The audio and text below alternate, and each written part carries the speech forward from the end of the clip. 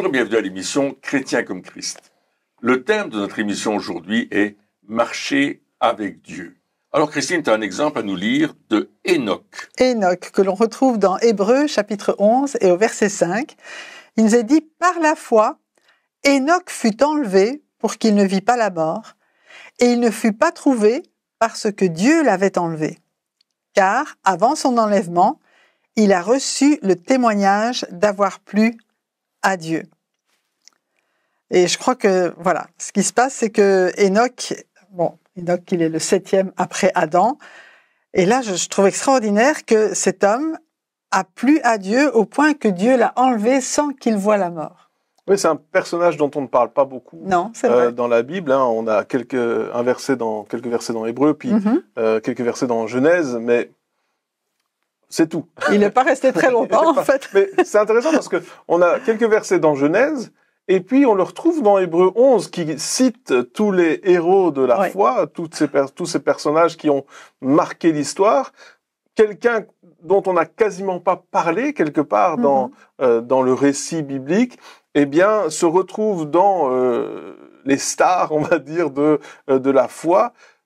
C'est quand même intéressant. Et là, on parle de marcher avec Dieu. Alors, qu'est-ce que ça veut dire?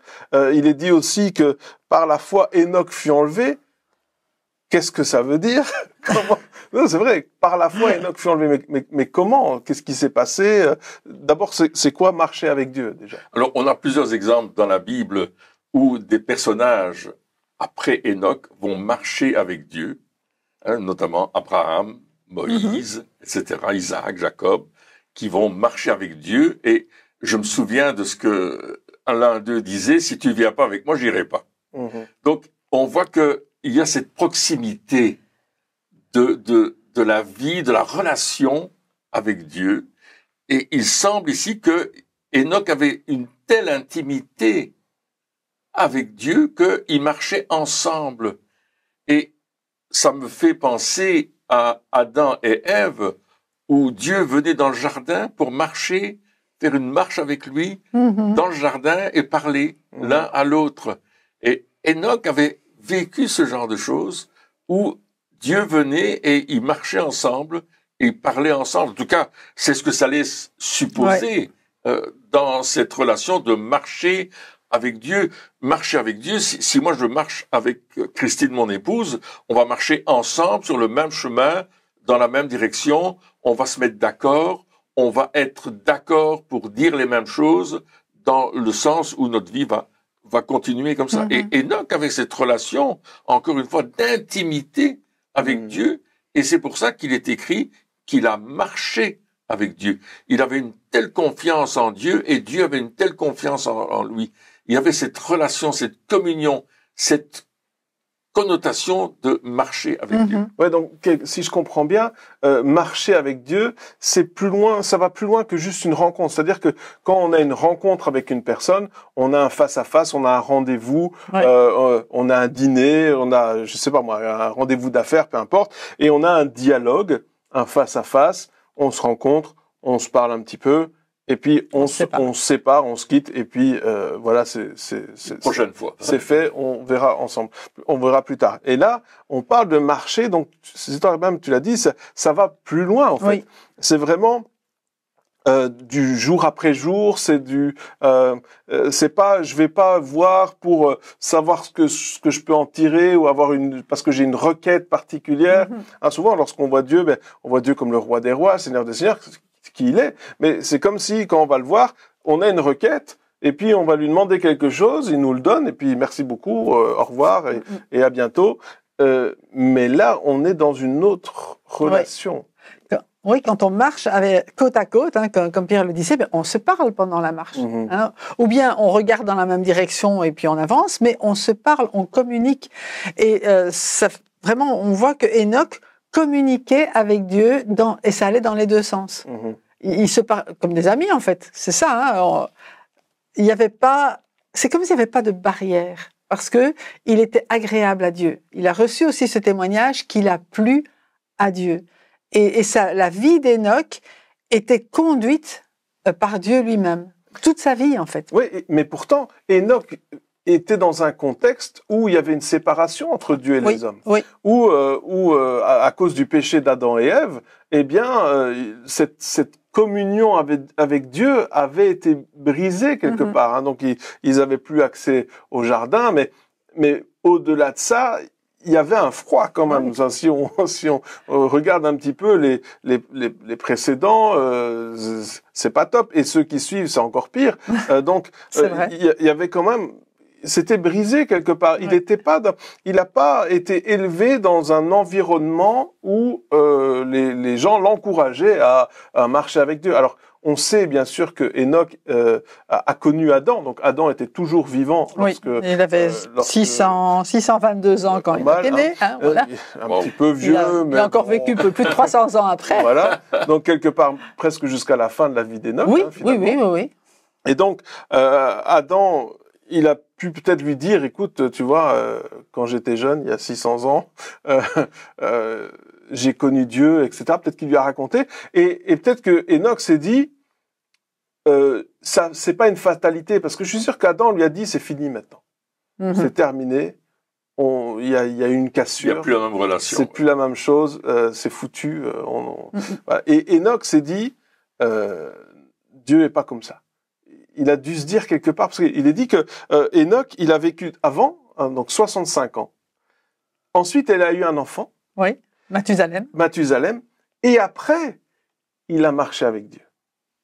Okay. Dans Genèse, vrai, il est dit, Genèse, donc, au chapitre 5, versets 21, 22, jusqu'à 25, il dit, après, donc, il a eu 65 ans, il a eu Mathusalem, et après cela, Enoch conduisit sa vie sous le regard de Dieu. Donc, peut-être qu'il s'est dit, attends, comment moi j'aime mon enfant? Ah oui. Tu vois, une fois qu'il est devenu père, il s'est dit, attends, Dieu peut pas être comme ça. Il nous a créés, on est précieux à ses yeux. Et il a dû se dire, même si mon enfant faisait n'importe quoi, je continuerai à l'aimer. C'est vrai. Et Dieu qui nous a créés, lui, ne voudrait plus nous aimer. Il a dû avoir, parce que c'est au moment où il a eu son enfant, où il a commencé à marcher avec Dieu. Donc il a dû avoir quelque chose qui s'est passé, une révélation, quelque chose. Et il s'est dit, ah non, Dieu, il n'est pas comme ça. Et donc l'image qu'on lui avait faite de Dieu, quelque part, il a dit, non, ça doit pas être ça. Parce que l'image qu'il avait, avant d'avoir son enfant, sûrement l'empêchait de rechercher Dieu. Mais une fois qu'il a eu son enfant, il s'est dit, Dieu, ça doit être un père aimant. Il doit nous aimer malgré les bêtises que les ancêtres ont pu faire, malgré les choses qui vont pas. Je vais le chercher. Ouais. Et là, il y a eu on sait pas, parce qu'on n'a pas les détails, c'est dommage. J'aurais bien aimé avoir les détails. Mais là, il y a dû avoir quelque chose et il s'est dit, je vais essayer. Ouais. Et il a essayé. Et quand on cherche Dieu, ben on le trouve. Et ce que moi je pense, c'est que Enoch s'est intéressé plus aux choses célestes qu'aux choses terrestres. Alors il n'était pas dégagé de la vie de tous les jours, parce que on voit qu'il a eu d'autres enfants. Oui, c'est ça, il a continué à vivre. Mais sa relation avec Dieu par rapport aux choses célestes était beaucoup plus importante.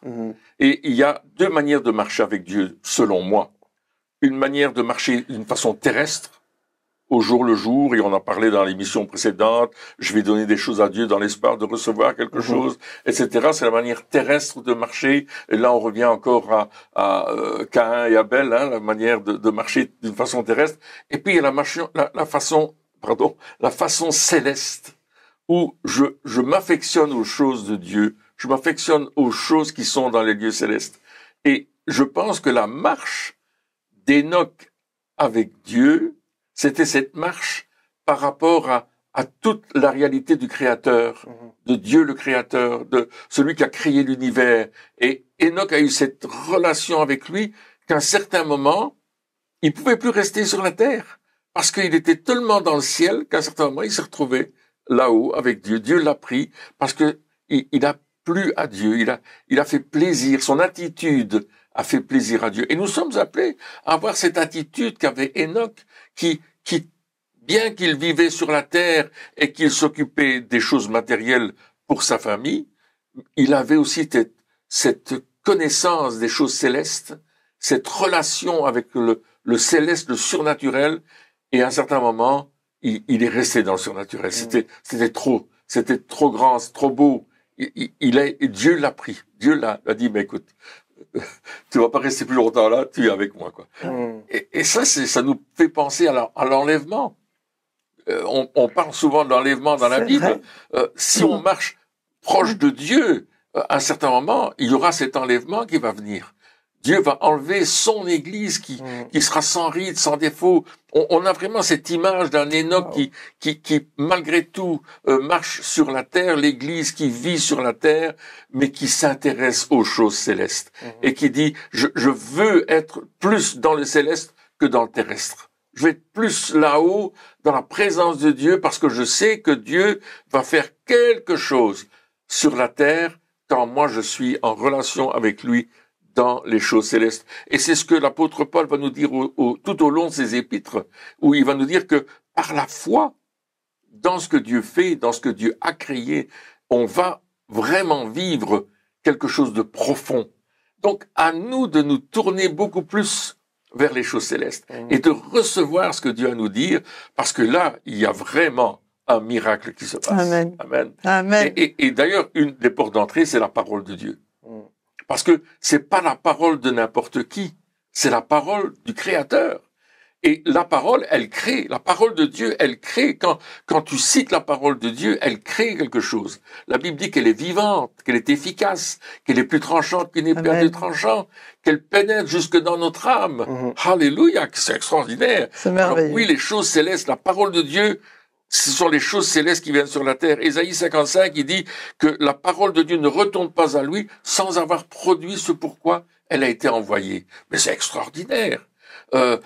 Jésus dira dans Jean 10, 35 que la parole de Dieu ne peut pas être anéantie. Oh, alléluia! Et il dira encore dans l'évangile de Matthieu que le ciel, la terre passeront, mais mes paroles ne passeront pas. Alléluia, c'est extraordinaire. Voilà les choses célestes. Voilà où on doit se brancher. C'est vraiment sur cela. Ouais. Et plus on va se brancher sur ça, plus on va recevoir la vie de Dieu en nous.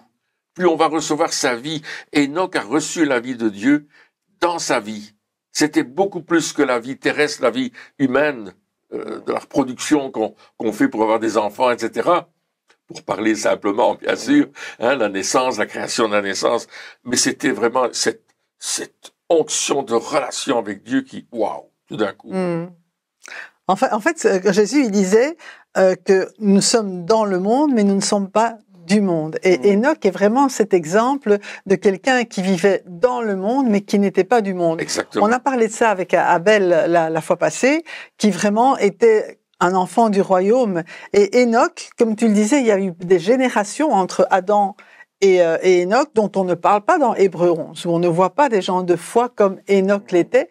Mais Enoch a certainement fait ses recherches avant de se dire cela. Il est devenu père. J'aime beaucoup cette image que beaucoup commencent à comprendre le cœur de Dieu quand ils deviennent pères et qu'ils ont un enfant, qu'ils ont cette relation.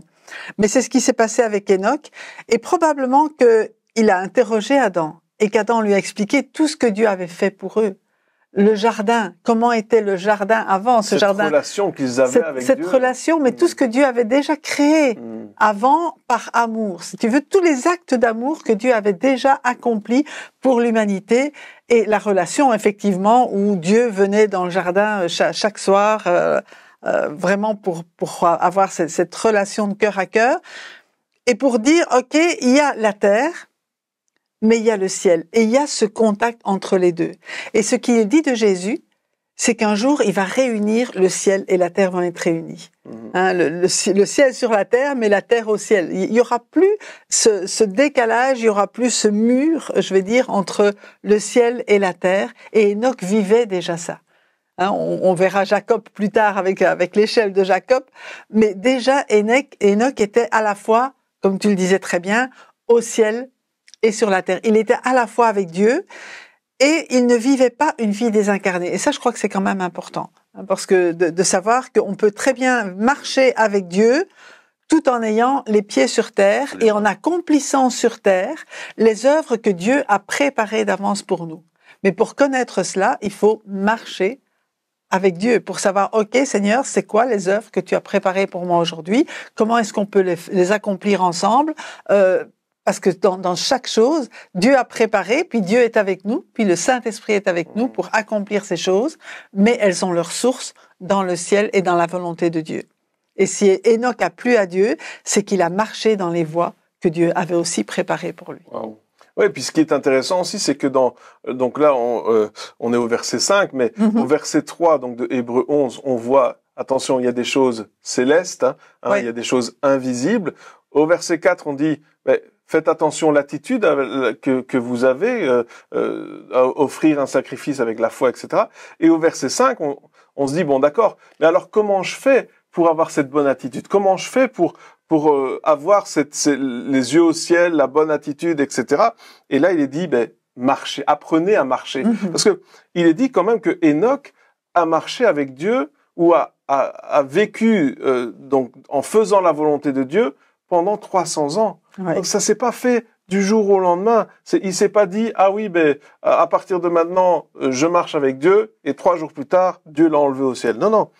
Il y a eu une marche qui s'est faite. Une marche, c'est quoi? C'est vrai il y a cette idée d'intimité, mais il y a cette idée aussi d'avancer. Oui, d'apprentissage. Au pas. Oui, c'est ça, d'avancer lentement. Une marche, on n'est pas dans une course, on n'est pas dans un marathon, on est juste dans une marche. Donc on se balade quelque part, on avance. Le but, c'est pas d'avancer vite, c'est pas d'aller le plus loin possible, le plus vite possible. C'est pas, non, le but, c'est cette marche qui fait que j'apprends petit à petit.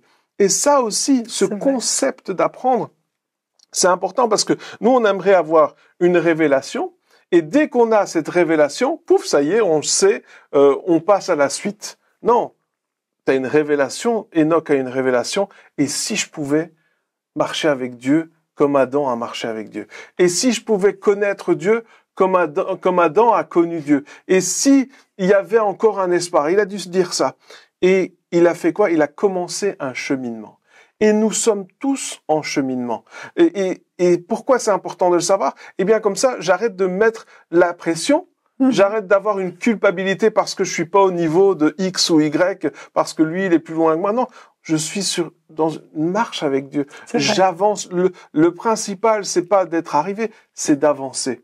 Et Enoch a appris à connaître Dieu pendant 300 ans. Alors, évidemment, aucun d'entre nous, on ne vit aussi longtemps, mais juste déjà pour réaliser, ça a pris vraiment du temps. Ça s'est pas fait en 5 minutes. Donc, il a dû apprendre, voilà, ça plaît à Dieu. Cette attitude-là, elle plaît pas à Dieu.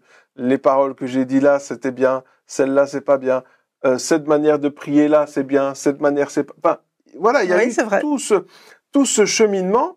Et peut-être qu'il y a eu des moments où il était découragé, des moments où il était joyeux, des moments où il était triste, des moments où il avait envie, des moments où il n'avait pas envie. Et tout ça, dans notre vie de chrétien, ça nous arrive aussi.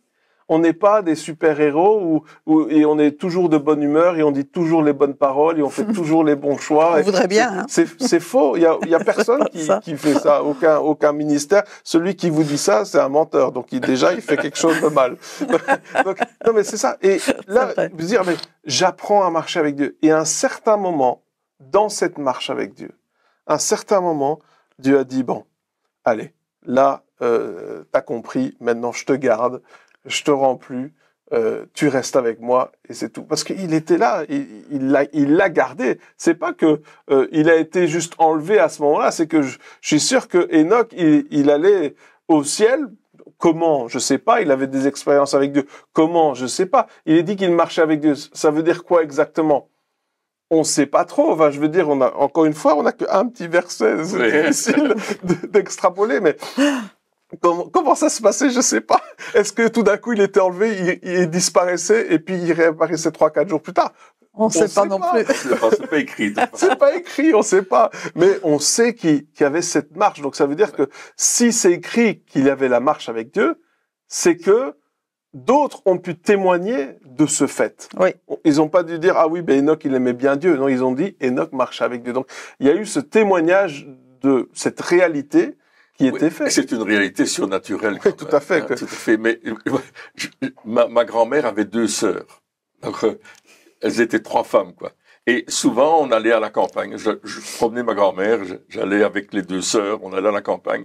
Et puis, on allait se promener dans les champs, dans les bois, comme ça. Et il y avait une de mes tantes qui disait, ah, tu vois cette fleur-là, elle s'appelle comme ça, et voilà quoi on peut faire avec. Tu vois cet arbre-là, et comme ça, j'ai appris les fleurs, j'ai appris les arbres, j'ai appris des petites choses que je connaissais pas, parce que elle m'apprenait. Et les trois tantes étaient là et on marchait ensemble et tout en se promenant dans la forêt ensemble pour une promenade de santé. Elle expliquait ceci, elle expliquait cela. On prenait vraiment son temps. Et je pense qu'Enoch, quand il a marché avec Dieu, eh bien Dieu lui a dit, tu vois, ça c'est ça. Tu vois telle étoile, c'est moi qui l'ai créée comme ça. Tu vois telle chose sur la terre, c'est comme ça que ça fonctionne. Tu vois la création s'est faite comme ça. Et Enoch a commencé à apprendre beaucoup de choses avec Dieu parce qu'ils marchaient ensemble. Et cette marche, elle est toute simple. Pour nous aussi, quand nous marchons avec Dieu, il nous apprend des choses. Moi, je suis étonné. Ça fait des années que je lis la Bible. Et chaque année, je lis la Bible. Et là, je la relis. Là, je suis dans l'évangile de Matthieu. Et je découvre des choses que j'ai déjà lues. Mais là, il y a une nouvelle révélation qui est là.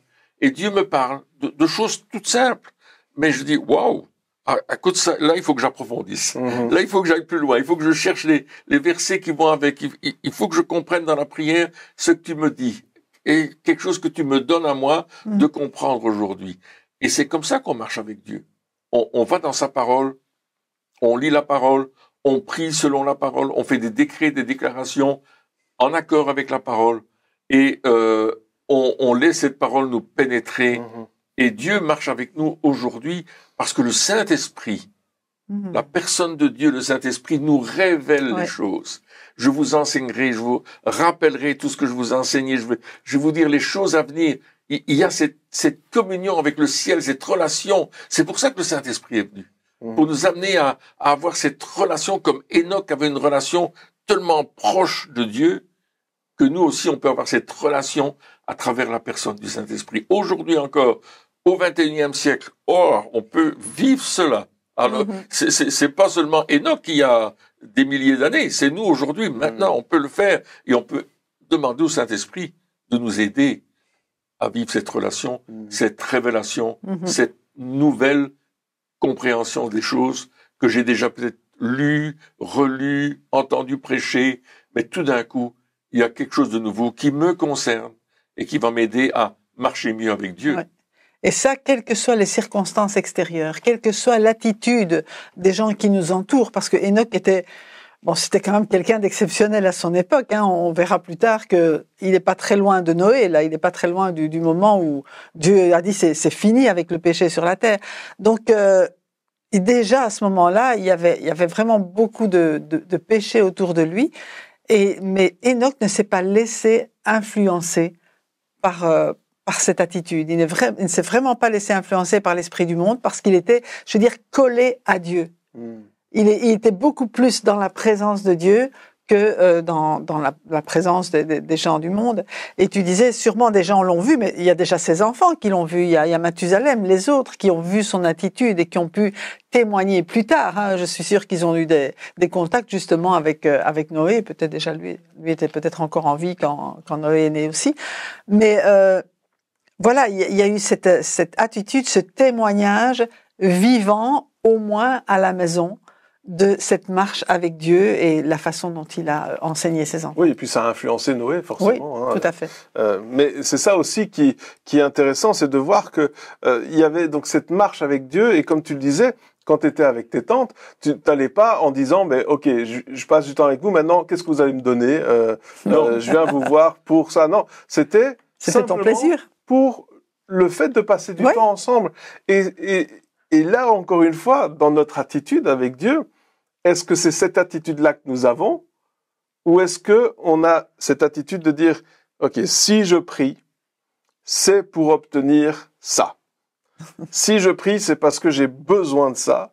Alors je prie. Je vais pas bien aujourd'hui, je vais prier, comme ça Dieu il va me redonner du courage parce que j'en ai plus. Je vais aller chercher quelque chose parce que j'en ai besoin et je suis dans cette relation où je vais quelque part pour avoir. Alors que dans la marche, je vais pas pour avoir. Je vais simplement pour être. Ouais, c'est ça. Je vais pour être. Et tu disais, Enoch a pu résister à toutes les tentations qu'il y avait dans ce monde à ce moment-là, qui étaient déjà énormes.